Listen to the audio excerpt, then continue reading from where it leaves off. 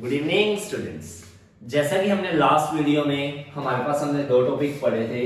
एक था हमारा एक्सेस डिमांड एंड एक हमारा जो टॉपिक था वो क्या था हमारा डेफिसिट डिमांड। क्या टॉपिक था हमारा डेफिसिट डिमांड। हमने इसके कोजेस, इसके इफेक्ट्स, एक्सेस डिमांड होता क्या या डेफिसिट डिमांड होता क्या, हमने अलग अलग चीजें लास्ट वीडियोस में इसकी पढ़ी है। तो आज हम करेंगे measures to control excess demand और deficit demand. Measures to control excess demand और डेफिसिट डिमांड। तो सबसे पहले हम ये चीज करने से पहले तो हम क्या करेंगे कि एक्सेस डिमांड होता क्या है हमने पढ़ चुके हैं, बट फिर भी हम थोड़ा सा बताएंगे एक्सेस डिमांड किस वजह से होता है। Due to the more money supply. जब मनी सप्लाई ज्यादा होती है किसी इकोनॉमी में तब कौन सी प्रॉब्लम क्रिएट होती है, एक्सेस डिमांड की। और अगर कई बार मनी सप्लाई कम होती है इकोनॉमी में तो हमारी कौन सी प्रॉब्लम क्रिएट होती है, डेफिसिट डिमांड। कौन सी प्रॉब्लम क्रिएट होती है, डेफिसिट डिमांड। तो आज सबसे पहले हम फिस्कल मेजर्स पढ़ते हैं, फिर इसके बाद हम मॉनेटरी मेजर्स पढ़ेंगे। ये कौन से मेजर्स पढ़ रहे हैं हम, फिस्कल मेजर्स। तो फिस्कल मेजर्स सबसे पहले तो हम बताएंगे फिस्कल मेजर्स होते क्या है, मॉनेटरी मेजर्स क्या होते हैं, हमने किया था लास्ट टाइम। जो हमारी आरबीआई होती है वो मनी सप्लाई कंट्रोल करने के लिए कौन से मेजर अपनाती है, मॉनेटरी पॉलिसी।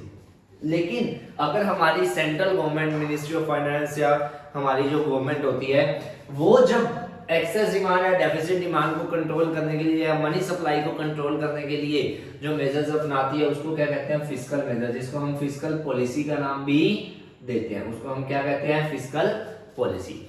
बेसिकली हमारी फिस्कल पॉलिसी के हमारे पास अगर हम 12th लेवल पे बात की जाए तो हमारे पास 3 मेजर्स होते हैं। पहला होता है रिवेन्यू।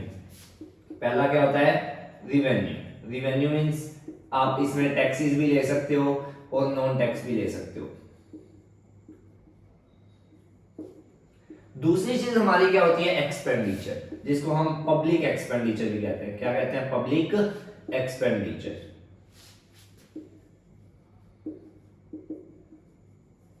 तीसरी चीज हमारी होती है पब्लिक बोरोइंग्स। क्या होती है, पब्लिक बोरोइंग्स।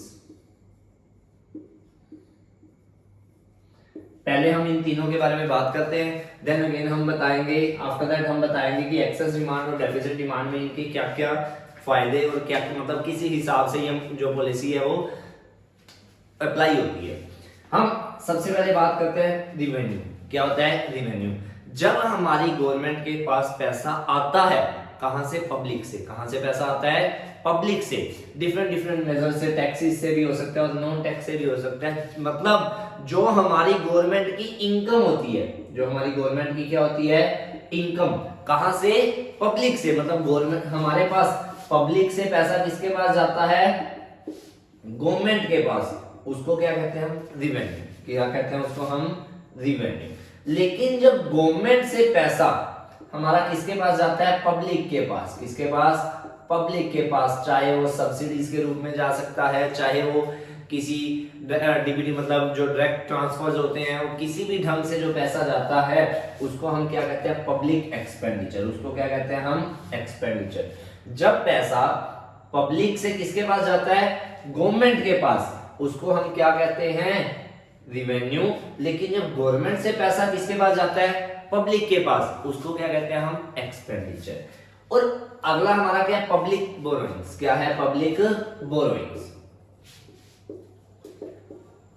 अब क्या चीज होती है कि पब्लिक बोरोइंग्स में यहाँ पे क्या चीज आती है, जब गवर्नमेंट डिफरेंट मेजर्स अपनाती है, कहां से, पब्लिक से पैसा बोरो करने के, चाहे वो बॉन्ड्स होते हैं, चाहे शेयर्स होते हैं, चाहे सिक्योरिटी की सेल होती है, किसी भी डिफरेंट मेथड से जब गवर्नमेंट क्या करती है, पैसा पब्लिक से उधार लेती है, मतलब क्या करती है, बोरो करती है, उसको क्या कहते हैं, पब्लिक बोरोइंग्स। मतलब इसमें भी पैसा पब्लिक से किसके पास जाता है, गवर्नमेंट के पास। किसके पास जाता है पैसा, पब्लिक से गवर्नमेंट के पास, जब हम किस चीज की बात करें, पब्लिक बोरोइंग्स की।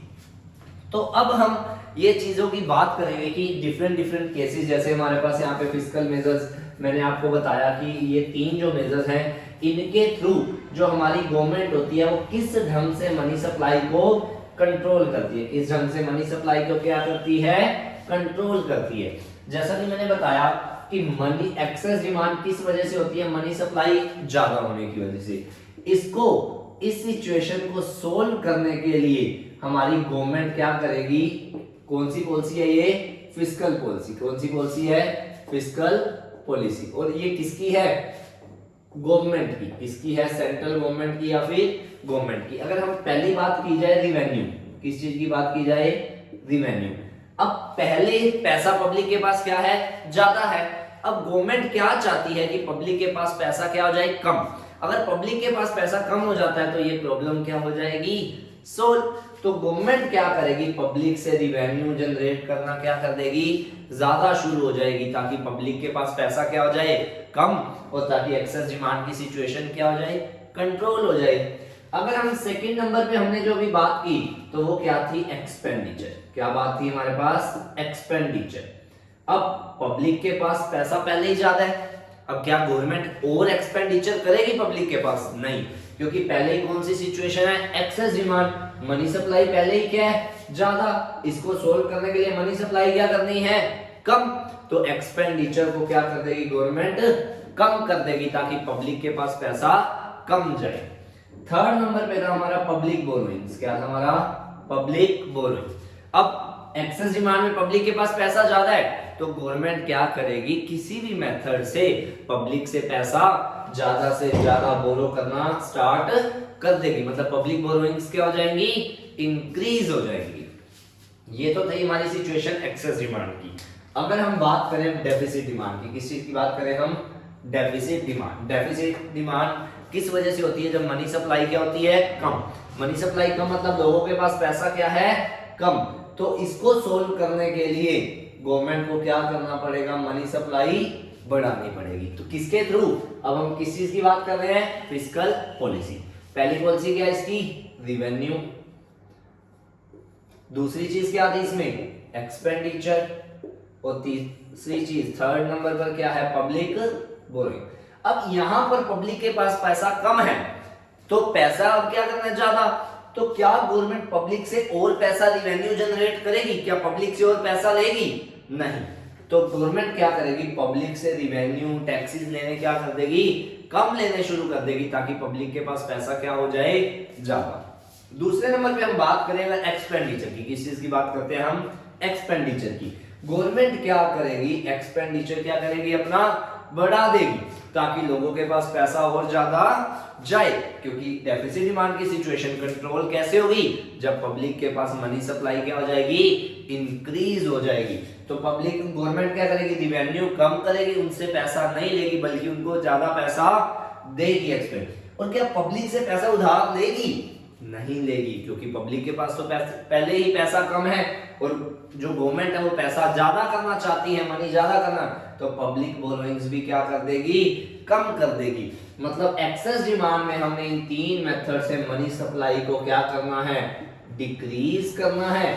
और अगर हम डेफिसिट डिमांड की बात करें, इन तीन मेथड से मनी सप्लाई को क्या करना है, इंक्रीज करना है। तो इन्हीं मेथड से गवर्नमेंट की जो फिस्कल पॉलिसी है, कौन सी पॉलिसी है, फिस्कल पॉलिसी है, गवर्नमेंट क्या करती है, मनी सप्लाई को कंट्रोल करती है। जब पैसा लोगों के पास मनी सप्लाई कम होगी तो वो ज्यादा कर देगी, जब मनी सप्लाई ज्यादा होगी तो इन मेथड से मनी सप्लाई को क्या कर देगी, कम कर देगी, जिससे ना तो इन्फ्लेशन की सिचुएशन आएगी और ना ही किस चीज की सिचुएशन आएगी, डिफ्लेशन की सिचुएशन आएगी।